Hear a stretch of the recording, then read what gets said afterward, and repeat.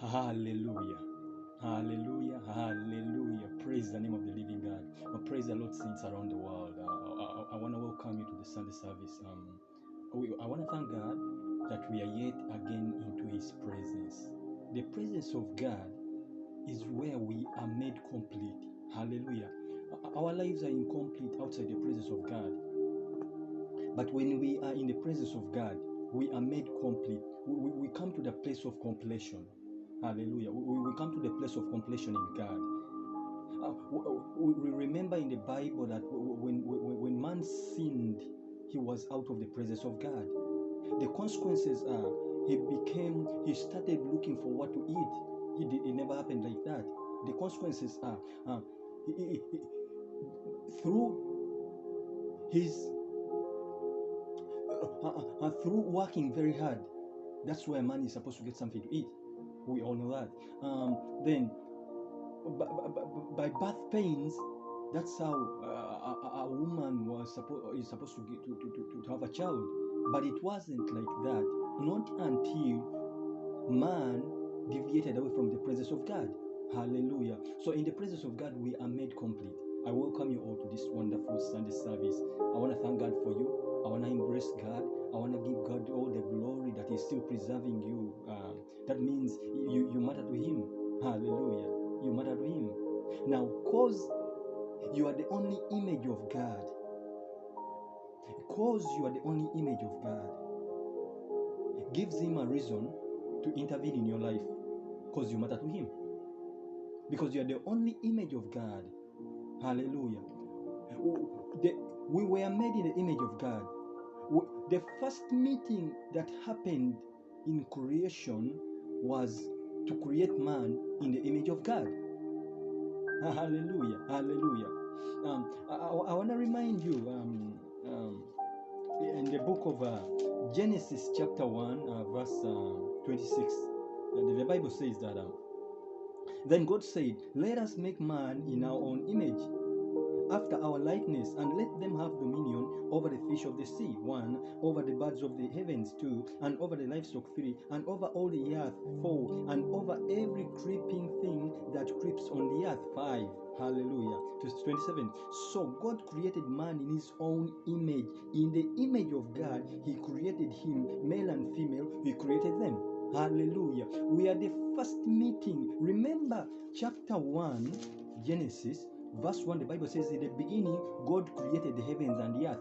So that means in the beginning, God, there was not a meeting. It was not something to talk about. He just said, let there be. But when it came to man, He said, he had to go. He said, let us make man in our own image. So man was thought of, we were thought of God in the heavens to be created. Hallelujah. That gives God a reason to intervene in our lives. When our lives, when we err in life, or when things happen around our lives, it gives God a reason to intervene, because now we are the image of God. We are the DNA of God. Hallelujah. I'm only greeting you as we get prepared. Welcome to the Sunday service once again. Let us humble ourselves and pray. Holy Spirit of God, we want to thank you for this wonderful day. It is a day that you have already created, and the Bible includes us to rejoice and be glad in it. Father, we are glad that we are back into your presence, Father, because this is where we are made complete. This is where we come to the place of completion, Father God Almighty, Father, because we are created to be in your presence. Father, we want to thank you for this Sunday service. We want to implore you, Father, Holy Spirit of God, Father, Lord, come and talk to our lives, Father. Come and minister to our lives, Father. Come and prepare, fix everything that is unfixed in our lives, Father God Almighty, Father, Lord. Bring us back to that place of completion, Father, through your word, Father. We are ready, bread of life. Speak to us. After all is said and done, Father, Lord, after your word has nourished our lives, we promise that the glory, the praise, and honor, we will give it back to you, Father. And I pray, Lord, another hearing of thy voice, Father, Lord, that I will not be manifested, but you will minister to your people. Hide me behind your cross to speak life in the lives of your people. In Jesus' mighty name. Hallelujah. Hallelujah. Hallelujah. Because you are the only image of God, it gives Him a reason to intervene in your life, because you matter to Him. Hallelujah. Hallelujah. I'm sharing this today in the book of Genesis chapter 3. Genesis chapter 3. I just want to remind you that we are in a season of God's divine intervention, and we're coming to the conclusion of this season of God's divine intervention. But as we come to the conclusion, I believe God is going to minister to your life. I believe there's going to be an intervention in your life. I don't know what is happening around your life, but as I told you, because you matter to Him, since you have the DNA of Him, because you are the image of God, He will intervene. He gives him a reason. Listen, He doesn't have to consult anyone to intervene into your life, because He said, "Let there be." You were thought of by God. So the first intervention in humankind happened to us. The first intervention of God, the divine intervention of God, happened to human. You see, let us make man in our own image. Okay? So when man sinned, God had to come and intervene and fix us back into a place of completion, because the place of completion is in the presence of God. Because in the presence of God, we are made complete. Hallelujah. Hallelujah. Genesis chapter 3. Let's go into the word of God. Hope you are ready. Let's roll. Okay. Now the serpent was more crafty than any other beast of the field that the Lord had made.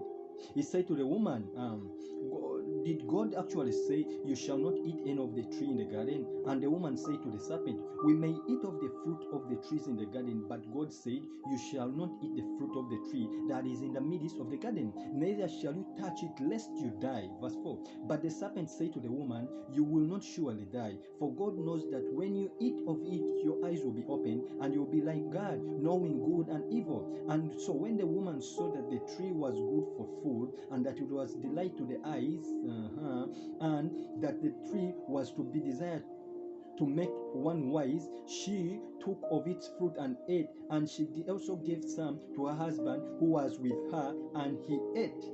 Then the eyes of both were opened, and they knew that they were naked, and they sewed fig leaves together, and made themselves linen cloth. Hallelujah. Verse 8.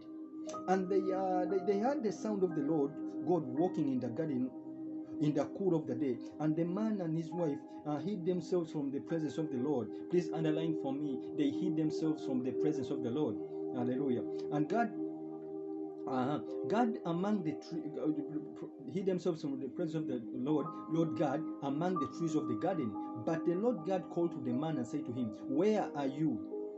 Verse 10. And he said, "I heard the sound of you in the garden, and I was afraid, because I was naked and I hid myself." Verse 11. And he said, God told him, "Who told you that you were naked? Have you eaten of the tree which I commanded you not to eat?" The man said, "The woman whom you gave to me, she gave me the fruit of the tree, and I ate." Verse 13. Then the Lord said to the woman, "What is this that you have done?" The woman said, "The serpent deceived me, and I ate." The Lord God said to the serpent, "Because you have done this, cursed are you above all livestock and above all the beasts of the field.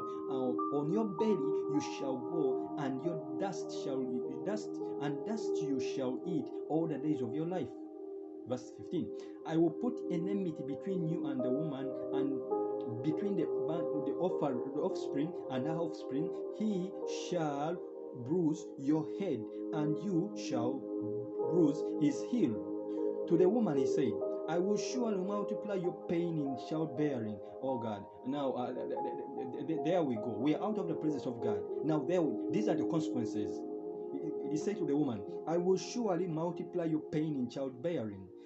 In pain you shall bring forth your child. Your desire shall be contrary to your husband, but he shall rule over you." That means it was not in the beginning, it was not supposed to be like that. But now it becomes, now the husband now is beginning to be given because he's driven out of the presence of God. Now he's supposed to rule over the woman. That means we were not supposed to be like that. Husbands are not meant to rule, but it happened when we deviate away from the presence of God. That is why when we have a holy matrimony, we are made complete, that it's no longer a rule, but it's in love. Hallelujah. It becomes leadership. Hallelujah.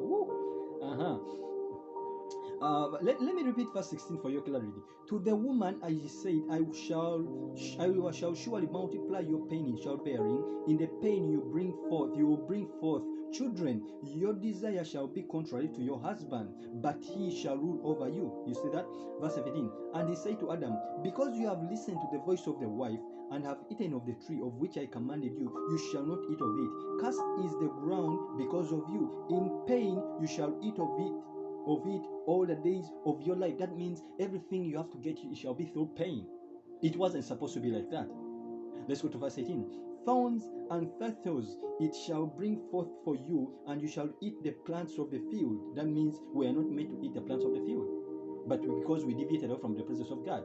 Okay, verse 19. By the sweat of your face you shall eat bread till you return to the ground, for out of you were taken, for you are dust, and to the dust you shall return. Verse 20. The man called his wife